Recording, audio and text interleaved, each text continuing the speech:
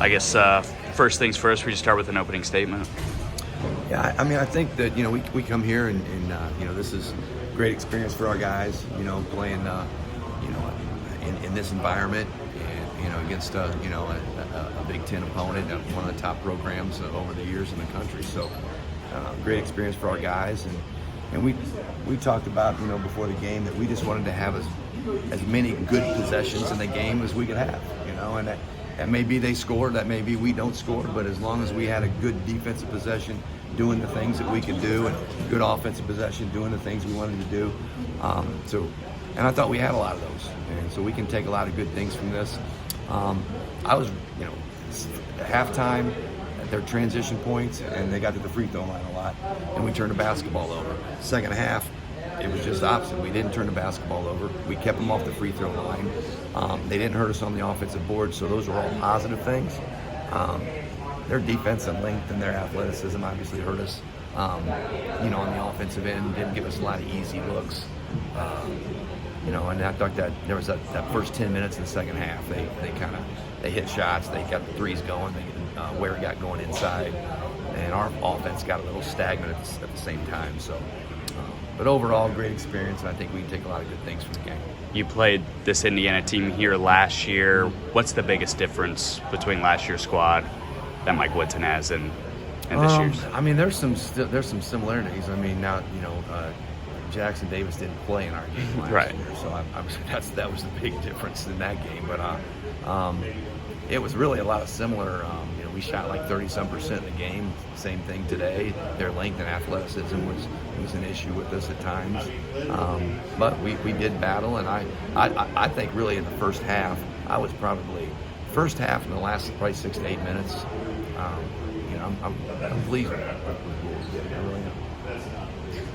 I guess their insistence on switching everything, I think even more so than a season ago, and I know the athleticism and the length comes into that, but just what is that, I recognize everybody's in their preseason, but what challenges does that present when they are willing to just switch, it seems like, just about any screen? Yeah, it just takes you out of your actions. I mean, the things that you usually can get, you're not getting those things. So we didn't run as many sets as we would usually run, quick hits, whatever. We just had to kind of come down and space the floor and try to run some motion. So yeah, they kind of, I guess they took us out of some of the things that we would usually run in the half court.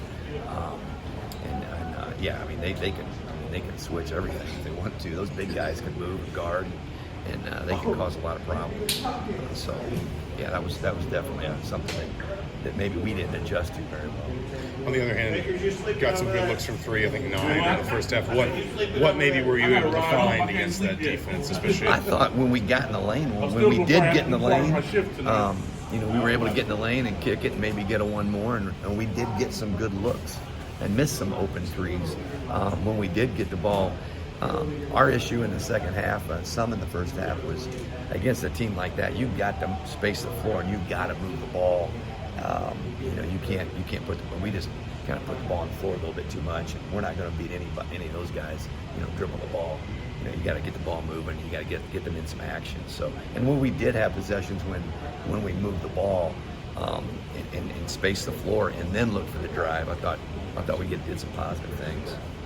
Did Indiana do anything differently in the second half to run you guys off the three-point line defensively? I thought they picked up their defense a little bit in the second half, and if you think about it, like last week when they played UND, they did the same thing. They came out in the second half. Mm-hmm. They kind of had a little more intensity, and I thought they did a little bit tonight. And then their shots were falling. They hit some threes there where it got going inside, and they just, I don't know, they made a run there offensively, and and I think that kind of maybe pumped them up a little bit on the defensive end too. They got going on both ends. I recognize he's a different kind of player than Jackson Davis, but just what problems does Ware present when he can step out from three? Yeah. When again he's even willing to switch on to smaller guards. Yes. Probably younger guards too, I suppose, but smaller guards. Yeah, I mean, man, he's long. Gosh, he's just really long and really athletic and very versatile. He got going. I don't know what he had in the second half, but it seems like that first 10 minutes he got going pretty good. He doesn't force it. He just kind of lets the game come to him. but he's definitely a tough matchup for our guys. Most of the bigs that we play against are obviously not that long and athletic, but they're pretty much post guys, and he can kind of step out on the floor and do some things. So yeah, he's a heck of a player. I guess the only thing I want to ask was, Indiana has talked about running more, and I know every team always talks about wanting to run a little bit more, but these two exhibitions, they've gotten a lot on the break. Just what, I guess, when you study them, when you watch them on film or in real time, works for them when they're able to get out in the open. And you can't, like in practice, you can't, do anything that kind of simulates that. I mean, they really get it out and go. And we were sending 2 and 3 guys back on the shot. And we were still getting beat down the floor. But yeah, they're they just get it out, run and attack. And when they get their defense active and they get running and they're hitting shots like they were in the second half, man, they can be pretty darn good. They can be pretty good.